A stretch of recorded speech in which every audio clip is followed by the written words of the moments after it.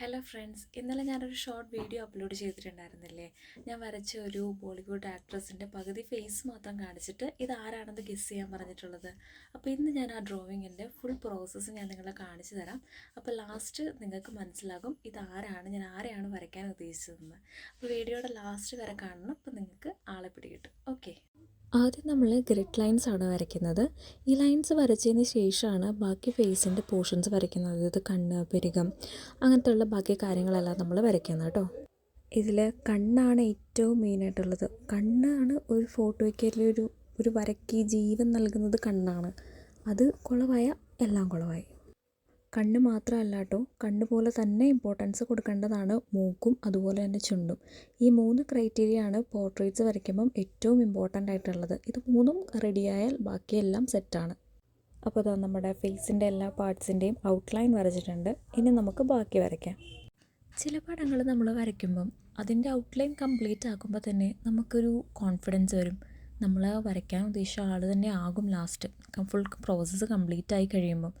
പക്ഷേ ഈ ഒരു ഫോട്ടോയ്ക്ക് ഞാൻ എൻ്റെ ഔട്ട്ലൈൻ കംപ്ലീറ്റ് ആക്കിയപ്പം എന്തുകൊണ്ടാണെന്നറിയില്ല, ഞാൻ വരയ്ക്കാൻ ഉദ്ദേശിച്ച ആളാണ് എന്നെനിക്ക് തീരെ തോന്നിയില്ല. ഞാനിപ്പോൾ വരയ്ക്കുന്നത് ആക്ച്വലി ഒരു ബോളിവുഡ് ആക്ട്രസിനെയാണ്, ഫേമസ് ആയിട്ടുള്ള ആക്ട്രസ്സാണ്. അപ്പോൾ ആളുടെ ഒരു ടെമ്പിൾ ലുക്കാണ് ഞാൻ ആക്ച്വലി എടുത്തിരിക്കുന്നത്. അത് കണ്ടു കഴിഞ്ഞാൽ നമുക്ക് ഫൈനൽ ലുക്ക് വരുമ്പോഴേക്കും ഏകദേശം ഒരു മലയാളി ലുക്കൊക്കെ നമുക്ക് ഫീൽ ചെയ്യും.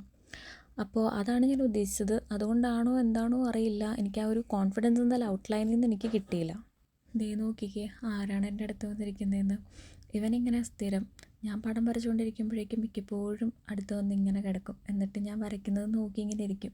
തക്കം കിട്ടിക്കഴിഞ്ഞാൽ ആ പെൻസിലിട്ട് ഇങ്ങനെ തോണ്ടലാണ് പണി. ഇപ്പം എന്തോ തോണ്ടുന്നില്ല, ഭാഗ്യത്തിൻ്റെ സൈഡിൽ അടങ്ങി ഒതുങ്ങി ഇരിക്കുന്നുണ്ട്.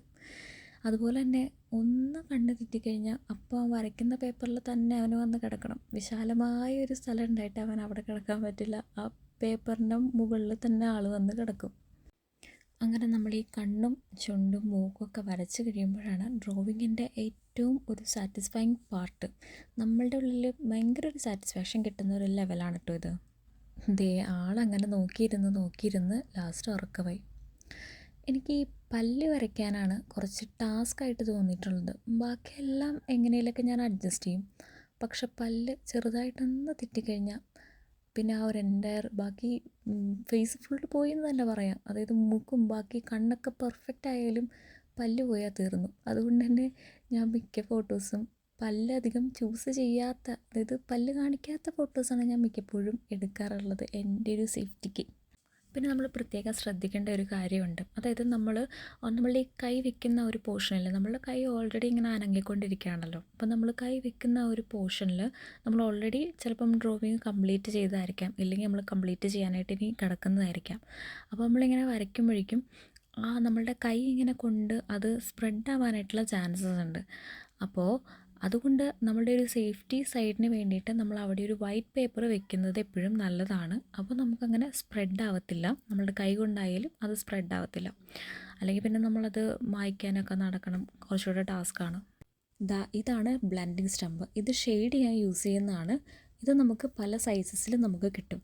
ഇപ്പോൾ ലൈറ്റർ ആയിട്ടുള്ള ഏരിയാസ് ആണെങ്കിലും ഡാർക്കർ ആയിട്ടുള്ള ഏരിയാസ് ആണെങ്കിലും നമുക്ക് ഡിഫറൻറ്റ് സ്റ്റമ്പ് വെച്ചിട്ട് നമുക്ക് ചെയ്യാനായിട്ട് പറ്റും, ഷെയ്ഡ് ചെയ്യാനായിട്ട് പറ്റും.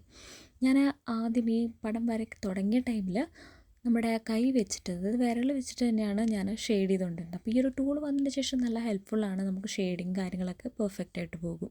ഇനിയിപ്പോൾ ഞാൻ ഓൾറെഡി ആദ്യം ഞാൻ വരച്ചത് കുറച്ച് ലൈറ്റായിട്ടായിരുന്നു. ഇനിയിപ്പോൾ നമുക്കൊന്നുകൂടെ ഡാർക്കറായിട്ട് കൊടുക്കണം. അതായത് ഡാർക്ക് പെൻസിൽ വെച്ചിട്ട് ഡാർക്ക് ചെയ്ത് കൊടുക്കാം. അപ്പോൾ ഡിഫറൻറ്റ് സൈസിലുള്ള പെൻസിലും ഉണ്ട് കേട്ടോ. അതായത് ഡിഫറൻറ്റ് ഷെയ്ഡ്സ് ഉള്ള പെൻസിൽ, ലൈറ്റ് തൊട്ട് ഡാർക്ക് വരെയുള്ള പെൻസിലുണ്ട്. അപ്പോൾ അങ്ങനെ ആ ഒരു ഡാർക്കറായിട്ടുള്ളൊരു പെൻസിൽ വെച്ചിട്ട് ഞാൻ ബാക്കി കുറച്ചുകൂടി ഒന്ന് ഡാർക്ക് ചെയ്ത് കൊടുക്കുകയാണ്. ഇനിയിപ്പോൾ നമുക്ക് ചെയ്യാനുള്ളതെന്ന് പറഞ്ഞാൽ എല്ലാം ഒന്ന് ഹൈലൈറ്റ് ചെയ്ത് കൊടുക്കുക എന്നുള്ളതാണ്. നെറ്റിയുടെ ആ ഒരു പോർഷനൊക്കെ ഒന്ന് ഹൈലൈറ്റ് ചെയ്ത് കൊടുക്കുക. ചില പടങ്ങൾ വരച്ച് ഏറെക്കുറെ കംപ്ലീറ്റ് ആയാലും നമുക്ക് ആ ഒരു ആളാണോ ഇതെന്ന് നമുക്ക് തന്നെ ഒരു ഡൗട്ട് വരും. എവിടെയോ എന്തൊക്കെയോ ഒരു സ്പെല്ലിംഗ് മിസ്റ്റേക്ക് ഇല്ലേന്ന് നമുക്ക് തന്നെ തോന്നും. അങ്ങനെ തോന്നിയ ഒരു പടമാണ് ഞാനിപ്പോൾ ഈ വരച്ചുകൊണ്ടിരിക്കുന്നത്. അത് ലാസ്റ്റത്തെ ഫൈനൽ ലുക്ക് വരുമ്പോഴേക്കും നിങ്ങൾക്ക് മനസ്സിലാവും. ഇപ്പോൾ തന്നെ നിങ്ങൾക്കത് ഗെസ് ചെയ്യാനായിട്ട് പറ്റുമെന്ന് തന്നെ എനിക്കൊരു ഡൗട്ടുണ്ട്. ഇനിയിപ്പോൾ നമ്മുടെ ഏറ്റവും ലാസ്റ്റത്തെ പണിയാണ് ഈ ഒരു ബാക്ക്ഗ്രൗണ്ടിലൊന്ന് ഷെയ്ഡ് ചെയ്ത് കൊടുത്താൽ മതി. അപ്പോൾ നമുക്ക് ആ ഒരു നല്ലൊരു ബാക്ക്ഗ്രൗണ്ട് കിട്ടും.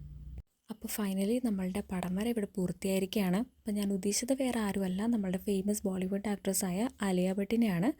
ആളുടെ ഒരു ടെമ്പിൾ ലുക്കാണ് ഞാൻ ഉദ്ദേശിച്ചത്, നെറ്റിൽ ചന്ദനക്കുറിയൊക്കെ തൊട്ടിട്ടുള്ളത്. അപ്പോൾ അത് ഞാൻ പിക്ക് എടുത്തിട്ടുള്ളത് പിൻട്രസ്റ്റ് നിന്നാണ്. ആ ഒരു ഫോട്ടോ ഞാനിവിടെ ലാസ്റ്റ് കൊടുത്തേക്കാം, വീഡിയോയുടെ ലാസ്റ്റ്, അതാണ് റെഫറൻസ് പിക്ക്. അപ്പോൾ ഞാൻ വരച്ച ഈ ഒരു ആലിയ ഭട്ടിനെ നിങ്ങൾക്ക് ഇഷ്ടമായി എന്നുണ്ടെങ്കിൽ നിങ്ങൾ ലൈക്ക് ചെയ്യാനും കമൻറ്റ് ചെയ്യാനും സബ്സ്ക്രൈബ് ചെയ്യാനും മറക്കരുത്. അതുപോലെ തന്നെ നിങ്ങൾക്കിനി ഏതെങ്കിലും സെലിബ്രിറ്റീസിനെ ഞാൻ വരയ്ക്കണം എന്നുണ്ടെങ്കിൽ നിങ്ങൾ ജസ്റ്റ് ഒന്ന് കമൻറ്റ് ചെയ്താൽ മതി, തീർച്ചയായിട്ടും ഞാൻ ആളെ വരച്ചിരിക്കും. അപ്പോൾ അത് റെഫറൻസ് പിക്ക് ലാസ്റ്റ് കൊടുക്കുന്നുണ്ട്. അപ്പോൾ എല്ലാവരും ഒന്ന് കമ്പയറൊക്കെ ചെയ്ത് നോക്കുക. അപ്പോൾ താങ്ക് യു, എല്ലാവരും ഹാപ്പി ആയിട്ടിരിക്കുക കേട്ടോ.